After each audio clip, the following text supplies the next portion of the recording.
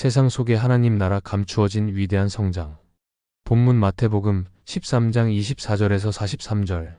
마태복음 13장 24절부터 43절은 알곡과 가라지, 겨자씨, 그리고 누룩의 비유를 통해 하나님 나라가 이 땅에서 어떻게 시작되고 어떻게 자라나며 결국 어떻게 완성되는지를 보여줍니다.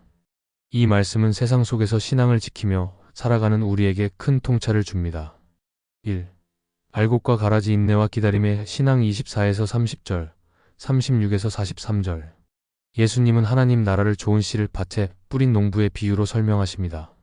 그런데 자는 사이에 원수가 와서 가라지를 덧뿌리고 갔습니다. 공존의 현실 외 하나님은 악을 즉시 제거하지 않으실까요? 농부가 가라지를 뽑다가 알곡까지 다칠까봐 추수 때까지 기다리라고 한 것처럼 하나님은 우리를 보호하기 위해 인내하십니다. 교훈 세상에는 불의와 악이 알곡과 함께 섞여 자랍니다. 우리는 정죄하기보다 알곡으로 굳건히 서는 데 집중해야 합니다.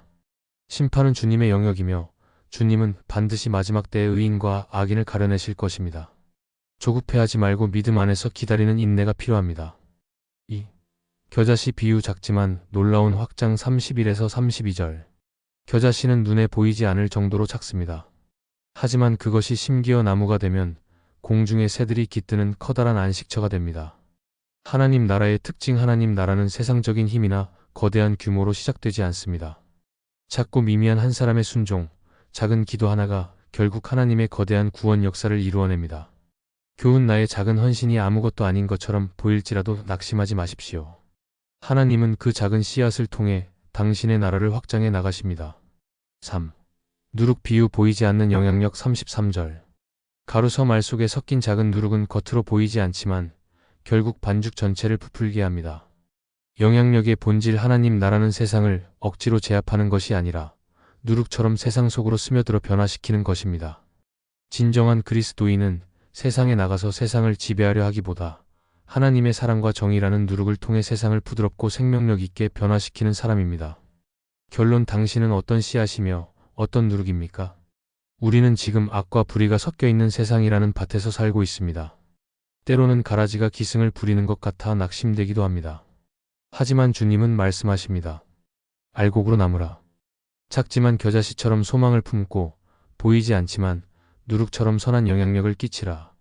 오늘도 주님의 통치를 믿으며 여러분의 일터와 가정에서 하나님의 나라를 조용히 그러나 강력하게 이루어가는 성도가 되시길 바랍니다.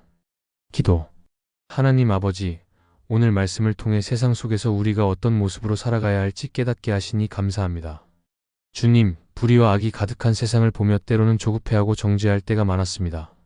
주님께서 마지막 때까지 우리를 인내하며 기다려주시는 것처럼 우리도 세상 속에서 알곡으로 단단히 뿌리 내리며 주님의 때를 신뢰하게 하옵소서. 우리의 작은 믿음이 겨자씨와 같이 자라나 누군가에게 쉼을 주는 안식처가 되길 원합니다.